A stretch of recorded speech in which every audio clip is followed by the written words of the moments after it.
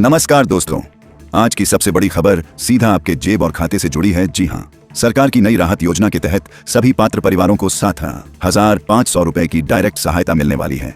ये पैसा सीधे बैंक खाते में ट्रांसफर किया जाएगा और प्रक्रिया अब शुरू हो चुकी है।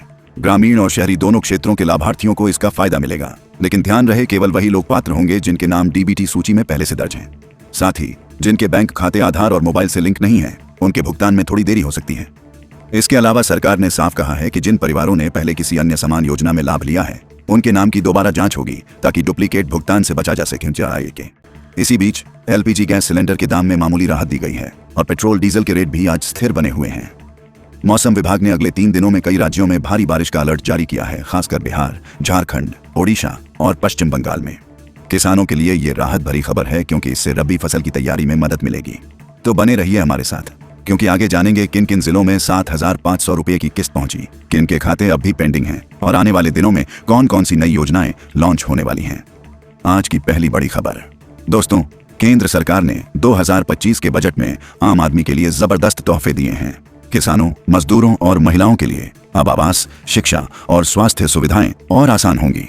पीएम आवास योजना के तहत 2 करोड़ नए घर बनने वाले हैं। बुजुर्गों और बच्चों को भी पेंशन और पोषण का लाभ मिलेगा। ये कदम गरीबी खत्म करने की दिशा में बड़ा बदलाव लाने वाला है।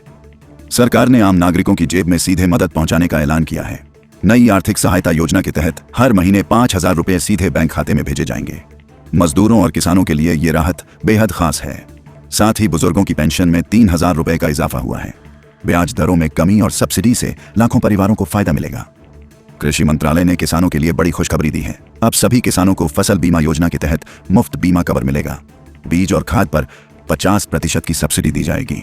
सिंचाई के लिए 1,000 करोड़ रुपए का फंड रखा गया है और ई मार्केट प्लेटफॉर्म भी लॉन्च हुआ है। इसका लक्ष्य है किसानों की आय दोगुनी करना। आज सोने की कीमत में तेज उछाल देखने को मिला है। 24 कैरेट सोना अब 12,540 रुपए प्रति ग्राम पहुंच गया है। दिवाली के करीब आते ही निवेशकों और गृहिणियों में खरीदारी बढ़ गई है। अंतर्राष्ट्रीय बाजार में बढ़ती मांग का असर भारत में भी दिख रहा है। चांदी की कीमतें भी तेजी से ऊपर जा रही हैं। मौसम विभाग ने पूर्वोत्तर भारत के लिए अलर्ट जारी किया है। असम और पश्चिम बंगाल में भारी बारिश और फ्लैश फ्लड का खतरा बताया गया है। बाढ़ और भूस्खलन से बचाव के लिए टीमें तैनात कर दी गई हैं। नागरिकों को सतर्क रहने की सलाह दी गई है ताकि नुकसान को कम किया जा सके। अच्छी खबर यह है कि पेट्रोल और डीजल की कीमतों में आज कोई बदलाव नहीं हुआ है। दिल्ली में पेट्रोल 94.77 रुपए और डीजल लगभग स्थिर है। एलपीजी सिलेंडर की कीमत भी 852 रुपए 50 पैसे पर बनी हुई है। कीमतों में स्थिरता से आम जनता को थोड़ी राहत मिली है। महिला एवं बाल कल्याण मंत्रालय ने लड़कियों के लिए नई शिक्षा योजना शुरू की है। अब कॉलेज तक की शिक्षा मुफ्त होगी। साथ ही स्वरोजगार के लिए 10 लाख रुपए तक का सब्सिडी ऋण मिलेगा। स्कॉलरशिप के रूप में हर महीने 5,000 रुपए मिलेंगे। योजना से देश भर की करीब 5 करोड़ महिलाएं लाभान्वित होंगी। युवा विकास योजना के तहत अब देश के युवाओं के लिए बड़ा मौका। सरकार ने डिजिटल ट्रेनिंग प्रोग्राम शुरू किया है, जिसमें 1 करोड़ युवाओं को आईटी और टेक्निकल स्किल सिखाई जाएगी। स्टार्टअप्स को बढ़ावा देने के लिए 5,000 करोड़ का फंड भी रखा गया है। इसका उद्देश्य बेरोजगारी कम करना और युवाओं को आत्मनिर्भर बनाना है। बुजुर्गों के लिए सरकार ने एक नई पेंशन स्कीम का ऐलान किया है। अब सीनियर सिटीजन्स को हर महीने 41,000 रुपए की पेंशन मिलेगी। साथ ही मुफ्त हेल्थ चेकअप और दवाओं की सुविधा भी दी जाएगी। ऑनलाइन आवेदन की सुविधा से प्रक्रिया आसान होगी। योजना 2025 से पूरे देश में लागू होगी। सरकार ने ई श्रम पोर्टल को अपडेट किया है ताकि मजदूरों को और सीधे लाभ मिल सके। अब हर पंजीकृत मजदूर को 1,000 रुपए मासिक सहायता मिलेगी। किसानों को भी नई सब्सिडी दी जा रही है और बच्चों के लिए फ्री एजुकेशन किट का वितरण शुरू हुआ है। इस योजना से ग्रामीण विकास को नई दिशा मिलेगी। प्रधानमंत्री ने किसानों के लिए 2 बड़ी योजनाएं लॉन्च की हैं, दालों में आत्मनिर्भरता मिशन और धान कृषि योजना।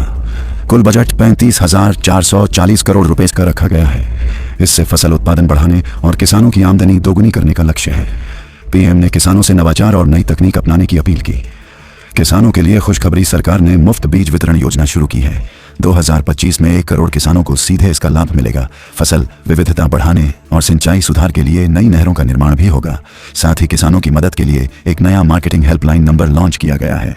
महिलाओं की सुरक्षा के लिए केंद्र सरकार ने निर्भया फंड से देश भर में 854 वन स्टॉप सेंटर स्थापित किए हैं। इन सेंटरों में महिलाओं को कानूनी, स्वास्थ्य और मनोवैज्ञानिक सहायता एक ही जगह मिलेगी। महिला एवं बाल विकास मंत्री ने कहा, यह कदम महिलाओं के आत्मविश्वास को मजबूत करेगा। मिशन वात्सल्य योजना के तहत अब बच्चों की देखभाल परिवार आधारित मॉडल पर की जाएगी। कठिन परिस्थितियों में बच्चों को संस्थाओं की बजाय पारिवारिक माहौल में रखा जाएगा। इस योजना के लिए बजट भी बढ़ाया गया है। ताकि कोई बच्चा बेसहारा न रहे और उसे बेहतर सुरक्षा मिल सके।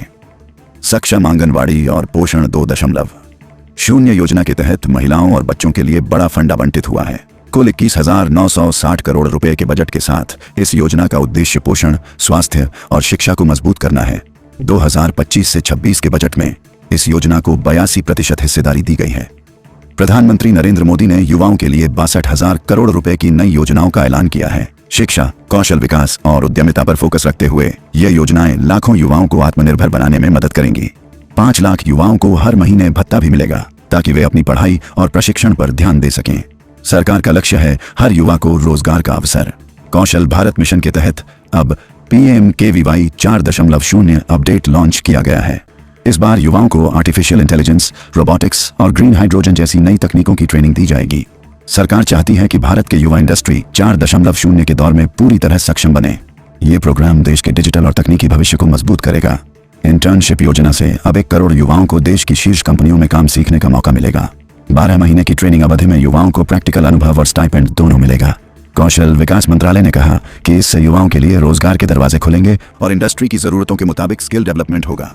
सरकार ने बुजुर्गों के लिए एक साथ 4 नई योजनाओं की शुरुआत की है। इनमें स्वास्थ्य, पेंशन, रोजगार और आवास से जुड़ी सुविधाएं शामिल हैं। 2025 से शुरू होने वाली इन योजनाओं से सीनियर सिटीजन्स को अधिक आत्मनिर्भरता मिलेगी। सरकार का उद्देश्य है कि बुजुर्गों को सुरक्षा और सम्मान दोनों मिले। राष्ट्रीय स्वास्थ्य देखभाल कार्यक्रम अब बुजुर्गों पर केंद्रित होगा। इस योजना के तहत सीनियर सिटीजन्स को घर के पास सस्ती और सुलभ चिकित्सा सेवाएं मिलेंगी।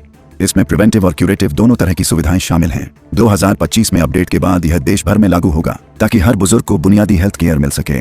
सीनियर सिटीजन सेविंग स्कीम के ब्याज दरों में दिसंबर क्वार्टर के लिए कोई बदलाव नहीं किया गया है। निवेशकों के लिए राहत की बात यह है कि मैच्योरिटी पर अब एक्सटेंशन की सुविधा भी दी गई है। यह योजना बुजुर्गों की सुरक्षित निवेश और नियमित आय के लिए बेहद भरोसेमंद विकल्प बनी हुई है। मुख्यमंत्री वयोश्री योजना के तहत 65 वर्ष से अधिक उम्र के बुजुर्गों को 3,000 रुपए की सीधी सहायता दी जाएगी। यह राशि मेडिकल उपकरणों और स्वास्थ्य जरूरतों की खरीद में मदद करेगी। पैसे सीधे DBT के जरिए ट्रांसफर होंगे ताकि पारदर्शिता बनी रहे। यह पहल सीनियर सिटीजन्स के जीवन में सुविधा लाएगी। आज चांदी के दामों में भी तेजी आई है। कीमत 169 रुपए 90 पैसे प्रति ग्राम और करीब 1,69,900 रुपए प्रति किलो पहुंच गई है। दिवाली सीजन की खरीदारी और ग्लोबल मार्केट में बढ़ती मांग के चलते यह उछाल देखने को मिल रहा है। निवेशकों के लिए चांदी इस वक्त अच्छा विकल्प बनती दिख रही है। पश्चिम बंगाल में मौसम ने मुश्किलें बढ़ा दी हैं। राज्य में भारी बारिश और फ्लैश फ्लड का अलर्ट जारी किया गया है। 6 से 9 अक्टूबर तक इसका असर दिखेगा। परिवहन और बिजली सेवाओं पर असर पड़ने की संभावना है। प्रशासन ने राहत टीमों को हाई अलर्ट पर रखा है ताकि किसी भी स्थिति से निपटा जा सके। कोलकाता में लगातार बारिश से जलभराव की स्थिति गंभीर हो गई है। विशेषज्ञों का कहना है कि पुरानी ड्रेनेज व्यवस्था और जलवायु परिवर्तन इसका मुख्य कारण है। मौसम विभाग ने चेतावनी दी है कि अगले कुछ दिनों तक हालात ऐसे ही बने रह सकते हैं। प्रशासन ने पंपिंग स्टेशन एक्टिव कर दिए हैं। पूर्वी भारत में मौसम विभाग ने 2 से 4 अक्टूबर तक भारी वर्षा की संभावना जताई है। बिहार, झारखंड और ओडिशा के कई इलाकों में बाढ़ जैसी स्थिति बन सकती है। सरकार ने NDRF की टीमें तैयार रखी हैं। लोगों से अपील की गई है कि वे नदियों के किनारे जाने से बचें और मौसम अपडेट पर ध्यान दें। हिमाचल प्रदेश से दुखद खबर आई है। लगातार बारिश के कारण हुए भूस्खलन में 24 लोगों की जान चली गई। प्रशासन ने राहत और बचाव कार्य शुरू कर दिया है। मौसम विभाग ने अगले कुछ दिनों तक भारी बारिश का अलर्ट जारी किया है। सरकार ने प्रभावित परिवारों को मदद का भरोसा दिया है। LPG गैस सिलेंडर की कीमत में इस महीने भी कोई बदलाव नहीं हुआ है। 14.2 किलोग्राम का सिलेंडर अब भी 852 रुपए पर उपलब्ध है। अप्रैल से कीमतें स्थिर बनी हुई हैं। इससे घरेलू उपभोक्ताओं को बड़ी राहत मिली है, खासकर त्योहारों के मौसम में जब खर्च बढ़ जाता है। महिलाओं और लड़कियों के लिए MSSC स्कीम फिर चर्चा में है। 2023 में लॉन्च हुई इस योजना का उद्देश्य बाल श्रम को खत्म करना और लड़कियों की शिक्षा को प्रोत्साहित करना है। सरकार अब इस स्कीम को और राज्यों में लागू करने जा रही है ताकि ज्यादा से ज्यादा परिवारों को लाभ मिल सके। पश्चिम बंगाल सरकार ने अमादेर सोमाधान नामक नई पहल शुरू की है। 2 अगस्त 2025 से शुरू इस योजना के तहत स्थानीय स्तर पर सेवाएं प्रदान की जाएंगी।